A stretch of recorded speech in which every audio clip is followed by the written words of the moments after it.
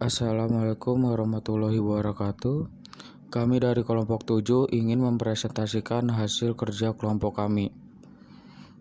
Di dalam kelompok kami berisikan anggota yang bernama Imam Mail, dan yang kedua Muhammad Wijan pertama, dan saya sendiri yaitu adalah Devrian Yaswanda.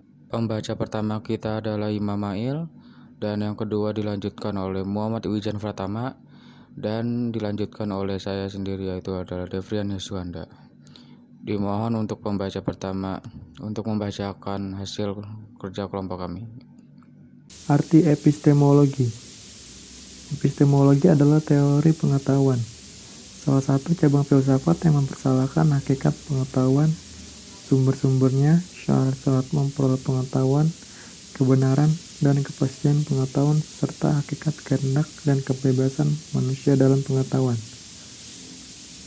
Cabang filsafat yang khusus menggeluti pertanyaan-pertanyaan yang bersifat menyeluruh dan mendasar tentang pengetahuan.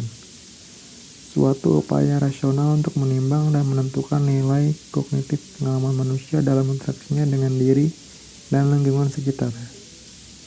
Suatu disiplin ilmu yang bersifat evaluatif, normatif, dan kritis. Selanjutnya, pembahasan dalam epistemologi. Yang pertama membahas tentang sumber-sumber pengetahuan. Yang kedua membahas tentang apa yang kelihatan versus kehakikatnya. Yang ketiga membahas tentang kevalidan pengetahuan. Selanjutnya, sifat-sifat pendapat awam atau common sense, yaitu pertama cenderung untuk bersifat kebiasaan dan meniru atau warisan masa lalu. Yang kedua tidak jelas dan samar-samar. Yang ketiga kepercayaan yang belum teruji. Yang keempat tidak ada penjelasan mengapa suatu hal terjadi. Kesalahan berpikir atau Francis Bacon. Yang pertama, idols of the tribe, yaitu kecenderungan menerima bukti atau kejadian yang menguntungkan suku atau bangsa sendiri. Yang kedua, idols of the cave, kecenderungan memandang diri pribadi sebagai pusat dunia dan menekankan pendapat pribadi yang terbatas. Yang ketiga, idols of the market, yaitu kecenderungan untuk terpengaruh oleh kata-kata atau nama-nama yang dikenal dalam percakapan sehari-hari. Yang keempat, idols of the theater, yaitu kecenderungan untuk berpegang teguh pada kepercayaan, keyakinan, dan aliran-aliran pemikiran. Selanjutnya, penghambat berpikir jernih. Yang pertama, purbasangka, yaitu suatu pertimbangan yang terburu-buru, dasar pemikiran yang salah yang meremehkan bukti atau menilai bukti tersebut secara berlebihan. Yang kedua, propaganda, yaitu informasi yang disampaikan dengan membangkitkan emosi atau keinginan menyajikan berbagai jalan keluar melalui sugesti atau melalui media sosial. Yang ketiga, otoritarianisme, yaitu mengikuti kekuasaan secara buta tanpa tindakan kritis. Ada keyakinan bahwa pengetahuan dijamin atau disahkan oleh otoritas.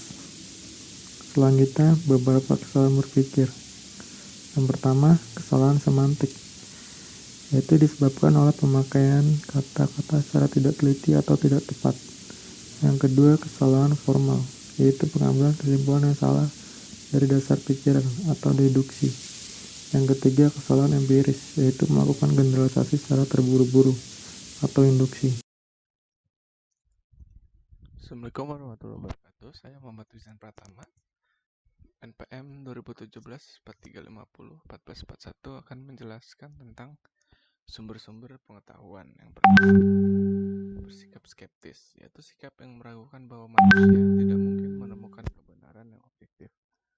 Georges mengatakan bahwa tidak ada sesuatu yang benar-benar ada. Kalaupun sesuatu itu ada, manusia tidak mungkin bisa mengetahuinya. Kalaupun bisa mengetahuinya, manusia tidak mungkin bisa menjelaskannya. Pertama, ada panca indera atau secara empiris menekankan bahwa kemampuan manusia untuk menangkap pengalaman konkret yang diterimanya oleh panca inderanya. Lalu ada akal budi atau rasio. Manusia mengetahui dengan membandingkan ide-ide atau pertimbangan-pertimbangan. Akal manusia mempunyai kemampuan mengungkapkan kebenaran dengan sendirinya. Lalu ada intuisi, pengalaman yang didapat, pengetahuan yang dapat tanpa melalui proses penalaran tertentu, sifatnya personal dan tidak bisa diramalkan. Wahyu atau mukjizat merupakan pengetahuan yang didapat dari Tuhan. Ada macam-macam pengetahuan, ada seperti pengetahuan a priori, pengetahuan tentang bergantung tentang pengalaman indrawi. Lalu ada pengetahuan a posteriori, pengetahuan yang didapat berdasarkan observasi dan eksperimen. Lalu ada knowledge by description, pengetahuan tentang fakta yang didapatkan dari benda atau kejadian di sekitar kita. Lalu yang keempat ada knowledge by acquaintance, pengetahuan yang didapat oleh pengalaman atau kenalan. Lalu ada pola pengetahuan. Yang pertama itu adalah tahu bahwa. Tahu bahwa merupakan pengetahuan mengenai informasi tertentu, disebut juga pengetahuan teoritis atau ilmiah. Tahu bahwa mengenai bagaimana melakukan sesuatu, know-how, berkaitan dengan keahlian dan kemahiran teknis. Lalu tahu akan mengenai sesuatu yang sangat spesifik menyangkut pengalaman atau pengalaman pribadi. Lalu tahu mengapa, mengenai pemberian penjelasan tentang suatu kejadian. Dan ini ada diagramnya. Diagram panahnya pertama tahu akan, tahu bahwa, tahu mengapa, dan tahu bagaimana. Dasar-dasar pengetahuan. Yang pertama adalah pengalaman. Pengalaman adalah keseluruhan peristiwa atau perjumpaan yang terjadi yang kita alami sehari-hari. Dan pengalaman itu dibagi menjadi dua. Pengalaman primer, yang pengalaman persentuhan indrawi, dan pengalaman sekunder, pengalaman reflektif mengenai pengalaman primer. Ciri pengalaman adalah amat beraneka ragam berkaitan dengan objek yang berada di luar diri manusia dan terus bertambah seiring waktu. Lalu ada ingatan.